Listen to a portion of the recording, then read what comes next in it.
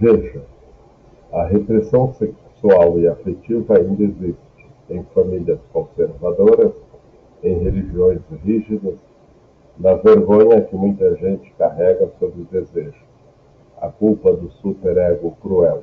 Eu não sou suficiente, eu deveria ser mais produtivo, eu não mereço descansar. O desejo negado que volta como ódio projetado no outro, político, religioso, de classe. A pulsão de morte em repetições autodestrutivas. Em relacionamentos tóxicos que se repetem, trabalho que esmaga, consumo compulsivo para tapar o vazio.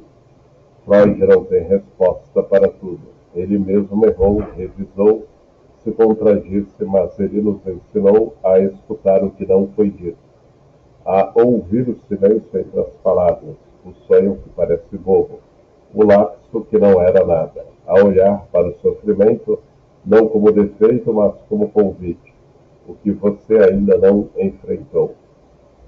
Pergunta para vocês que estão aí agora: em que momento da sua vida você sentiu que algo que te dói ou te repete tem um sentido que você ainda não entendeu? Uma raiva que volta sempre, uma tristeza que não explica, um padrão que você quebra e depois reconstrói? Freud diria: não ignore isso, escute, porque o inconsciente não mente, ele só fala em código. E é exatamente por isso que Freud ainda importa, não como estátua, mas como ferramenta viva.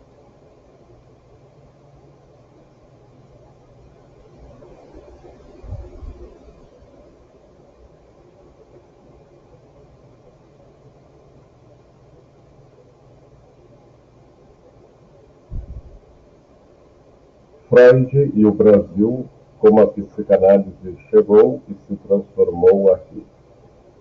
Freud morreu em 1939, exilado em Londres, fugindo do nazismo que queimava seus livros em praças públicas. Mas a psicanálise não morreu com ele. Ela atravessou o oceano, deu raízes novas e floresceu de um jeito que o próprio Freud talvez não imaginasse. No Brasil, a chegada foi lenta, mas profunda. Já nos anos 1920 a 1930, médicos e intelectuais brasileiros começaram a ler Freud. Durval Marcondes, em São Paulo, foi um dos primeiros a publicar textos psicanalíticos em português. Adalto da Mata Machado, no Rio, traduzia e discutia as ideias. Mas o grande salto veio nos anos 1940 a 1950, quando a psicanálise encontrou solo fértil na mistura única de repressão católica, desigualdade brutal, desejo reprimido e criatividade brasileira. A geração de ouro brasileira foi impressionante. Virgínia Leone Bica, uma das primeiras mulheres psicanalistas do Brasil, trouxe rigor e sensibilidade feminina à teoria. Hélio Pellegrino, poeta e analista, misturava Freud com política e literatura, defendendo a psicanálise como ferramenta de liberdade. Renato Mezan, que depois escreveu livros fundamentais como Freud, Pensador da Cultura. Beth Joseph, analista inglesa, que passou temporadas no Brasil e influenciou muitos. Mas a figura mais icônica e transformadora foi Nise da Silveira, psiquiatra que se recusou a usar eletrochoque e lobotomia nos anos 1940 a 1950. Ela criou o setor de atividades expressivas no Hospital do Engenho de Dentro, Rio de Janeiro. Deixou os pacientes pintar, desenhar, modelar argila. E o que saiu? Imagens do inconsciente puro. Pinturas que falavam de traumas, desejos, loucura e cura sem uma palavra. Ela fundou o Museu de Imagens do Inconsciente, de 1956, que existe até hoje. Nice dizia: A arte é uma ponte para o que a palavra não alcança. Foi uma psicanálise brasileira, livre das amarras europeias, mais humanista, mais criativa. Aqui a psicanálise encontrou um contexto único. Repressão católica e patriarcal que sufoca desejo e corpo, desigualdade social extrema que gera trauma coletivo, ditadura militar 1964 a 1985, que censurava, torturava e obrigava ao silêncio. E uma criatividade explosiva, samba, carnaval, literatura, cinema, que sempre encontrou formas de dizer o indizível. A psicanálise virou ferramenta de resistência. Analistas como Pellegrino e Contardo Caligares criticavam o autoritarismo de cura pública, nos CAPs, nos serviços do SUS, nas rodas de conversa comunitárias e de reflexão cultural, em novelas de Manuel Carlos, filmes de Glauber Rocha, livros de Clarice Lispector, que dialogam com o inconsciente sem citar Freud diretamente. Hoje, no Brasil de 2026, com ansiedade em níveis recorde, mais de 9% da população, segundo o OMS, pornô após pandemia, polarização que rasga famílias e grupos de WhatsApp, desejo negado que explode em ódio nas redes, Freud ainda explica muito. A culpa cruel do superego que nos castiga por não sermos produtivos o suficiente, bem-sucedidos, perfeitos nas redes. A repetição compulsiva de padrões tóxicos, relacionamentos abusivos, que se repetem, empregos que esgotam, ciclos de dívida emocional. O desejo reprimido que vira projeção, ódio no outro, político, religioso, de classe, raça, como defesa contra o vazio interno. O mal-estar civilizatório que Freud descreveu em 1930, sociedade que exige renúncia funcional, mas oferece só consumo e comparação infinita. Perguntas para vocês que estão aí assistindo do Brasil Real. Como a psicanálise já te ajudou ou poderia ajudar a lidar com o Brasil de hoje? Uma angústia que veio da família, do trabalho, da política e que encontrou alívio na escuta, ou uma repetição que você percebeu e quebrou? Uma raiva que virou insight em vez de post inflamado? Comente abaixo, quero ler as histórias de vocês. Não precisa ser longo. Pode ser só: a terapia me ajudou a não brigar mais com meu pai por política, ou o superego me castiga todo domingo. Eu leio tudo e respondo o que puder. Freud chegou aqui como estrangeiro e virou brasileiro, porque a psicanálise, no fundo, é isso: escuta do que dói, do que foi calado, do que quer ser dito. E no Brasil sempre teve muito o que dizer. Agora, vamos dar continuidade. Freud e os limites da sua teoria. O que ele não viu. Vamos falar dos limites de Freud. Freud abriu portas que ninguém tinha aberto antes, mas nenhuma porta se abre sem deixar sombras. Ele não era infalível, e reconhecer isso não diminui sua genialidade. Pelo contrário, torna a psicanálise mais viva, mais questionável, mais humana. Vamos falar dos limites que a história e as novas gerações revelaram. Primeiro, a visão sobre as mulheres, a inveja do falo. Freud via a menina como um menino castrado. A teoria da inveja do falo, 1905 a 1930. Para ele, a menina descobre a diferença anatômica, sente falta, inveja o menino e vira para o pai em busca do falo simbólico. Isso gerou críticas ferozes de feministas desde cedo. Karen Horney, 1920 a 1930, dizia que Freud projetou a visão masculina da menina, a inveja do útero seria mais real para o homem. Simone de Beauvoir, em O Segundo Sexo, 1949, acusou Freud de naturalizar a inferioridade feminina. Depois vieram Lucy Irigaray, Júlia Kristeva, Helene Simpson, que desconstruíram o falocentrismo freudiano. Freud respondeu a algumas críticas, mas nunca abandonou o núcleo. Hoje, muitas analistas femininas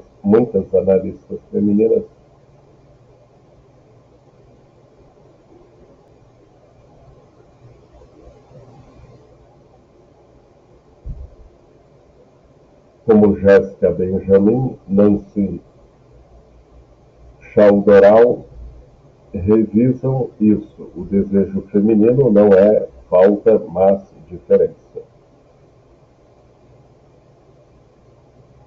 Eurocentrismo e a ausência de outras culturas. Freud escreveu a partir de Viena, de uma subjetividade judaico-europeia do século XIX e XX. Sua teoria é profundamente eurocêntrica. Não dialogou com subjetividades indígenas, africanas, asiáticas ou latino-americanas. Não há Édipo nas culturas poligâmicas ou matrilineares. Como o superego se forma em sociedade sem o pai nuclear. Autores como Frank Fanon, Pele Negra, Máscaras Brancas, de 1952, e mais tarde psicanalistas brasileiros e africanos, como Debbie Hicks, Robert Benedus, mostram o inconsciente é culturalmente marcado, o trauma colonial, o racismo estrutural, a herança escravocrata. Freud não os viu, mas sua escuta viu caminho para que outros os vissem. A patologização da sexualidade quer. Freud via homossexualidade como desvio ou inversão. 3 ensaios, 1905. Depois revisou em 1915. Disse que não era doença. Em 1920 escreveu cartas defendendo homossexuais. Mas o dano ficou. A Associação Americana de Psiquiatria só tirou a homossexualidade do DSM em 1973. Teóricos como Judith Butler e Eve Kozovinsky mostram: desejo não é binário nem fixo. Freud abriu a porta para falar de sexualidade sem moral religiosa, mas não a abriu o suficiente para a diversidade. Trauma real versus fantasia. A teoria da sedução e seu abandono. Em 1896, Freud acreditava que neuroses vinham de abuso sexual real na infância. Teoria da sedução. Em 1897, ele abandona isso e prioriza a fantasia, desejo incestuoso reprimido. Isso gerou críticas pesadas até hoje. Negacionismo do abuso real. Pesquisas modernas como as de Jeffrey Masson, Florence Rush e movimentos Me Too mostram muitos traumas são reais. Freud abriu o caminho para falar de trauma, mas seu giro para a fantasia deixou feridas abertas. Mesmo assim, Freud mesmo revisou ideias várias vezes. Ele mudou de opinião sobre a sedução, sobre a pulsão de morte, sobre a homossexualidade. Isso é o que torna a psicanálise viva. Ela não é dogma, é questionada, criticada, atualizada. Perguntas para vocês que estão aí refletindo comigo. Qual crítica a Freud você acha mais justa ou mais dolorosa? A visão sobre mulheres, o eurocentrismo, a questão quer, o abandono da teoria da sedução, ou qual parte da teoria dele ainda te ajuda no dia a dia, mesmo sabendo dos limites? uma interpretação de sonho, a ideia de que o sofrimento tem sentido, a escuta sem julgamento, comente abaixo. Quero ler as reflexões de vocês. Não precisa concordar ou discordar de tudo. Pode ser só a inveja do falo me incomoda até hoje, ou o Édipo ainda explica muita coisa na minha família. Freud nos deixou portas abertas e sombras. A psicanálise continua porque aceita ser questionada. E é exatamente aí que ela permanece viva, na escuta, na dúvida, na coragem de olhar para o que dói.